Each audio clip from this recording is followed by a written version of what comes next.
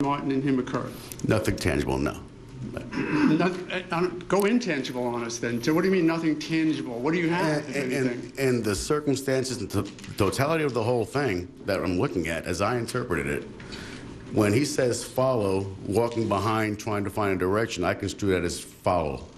He was trying to do something in the same direction where Trayvon was going.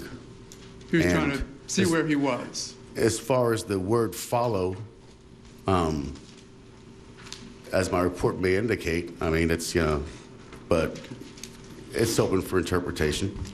And as your report indicates, there's nothing to suggest that Trayvon Martin went straight. All right, you're watching Newsroom. I'm Carol Costello. Thanks so much for joining us. As you can see, George Zimmerman's attorney is now questioning Detective Serino after a spirited series of questions by the prosecuting attorney to this witness. Jason Johnson, you've been observing this, and it's like a prize fight today. Yeah, they're really landing blows. I think somehow the state woke up.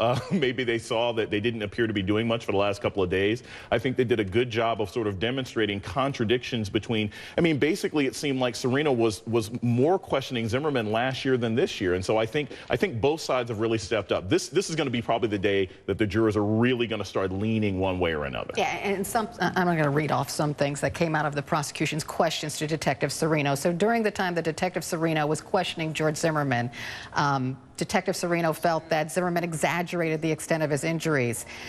Zimmerman said that he got out of his truck that night and he looked for an address and he could not find one anywhere. He wasn't really following Trayvon Martin. He was looking for that address. But the prosecuting attorney said there was a visible address right in front of George Zimmerman, and he showed physical evidence that that indeed was true. He also got Detective Serino to admit that Zimmerman could have been profiling Trayvon Martin. Let's listen. Yes, sir. And if it's an actual... Let me make sure it is clear. If I were to believe that somebody was committing a crime, could that not be profiling that person, believing? Object, Your Honor, leading. Overruled as deleting. Do you understand my question, sir? Yes, I do. It could be construed as such, yes. All right, let's go out to the former prosecuting attorney, Sonny Hostin. How important was that moment, Sonny? Well, that moment was incredibly important to the prosecution, but the entire redirect was incredibly important. I think we've really seen a sea change. Carol, you said to me this morning that I was the only person in the world that believed that the prosecution was doing well. I challenge you on that now. I think a lot of people certainly agree with me that the prosecution is doing quite well. The prosecution is doing what it's supposed to do. It's been laying out its case piece by piece. These cases are somewhat like a puzzle. I think now the picture is becoming a bit more clear as to why the prosecution put George Zimmerman's statements into evidence. This was a huge win for the prosecution today. They pointed out that George Zimmerman said that he had to get out of his car to find an address. Well, there was an address right in front of him. He is the neighborhood watch person, after all. Serino also conceded that George Zimmerman's behavior was consistent with profiling someone.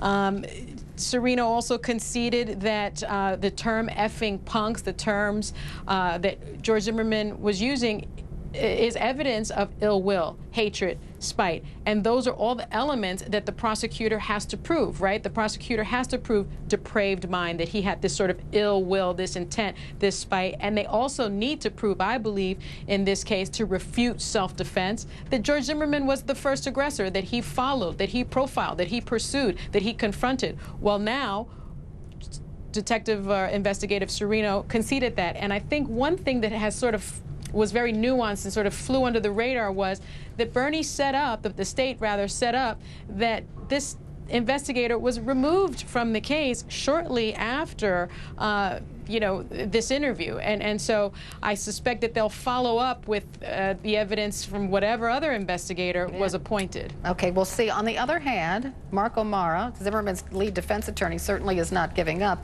He's now questioning Detective Serino, and I'll address this question to you, Paige. He said, hey, it's not illegal to follow someone. He got the detective to admit that. It's not illegal to follow someone. It's not illegal to confront someone. It's just not. He also brought up the fact there was a series of robberies in that neighborhood, and a thin young black man was arrested for committing one of those robberies and he's now been sentenced to 5 years in jail. Right. I think it's clear that the defense is going to concede that George Zimmerman was following Trayvon Martin, but so what?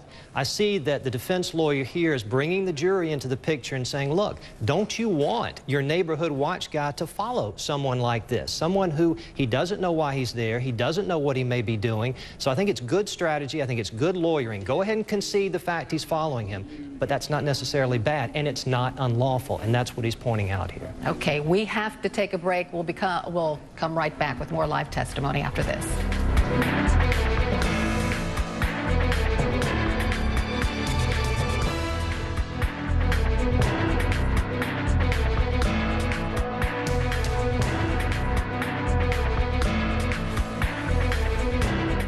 If you're seeing spots before your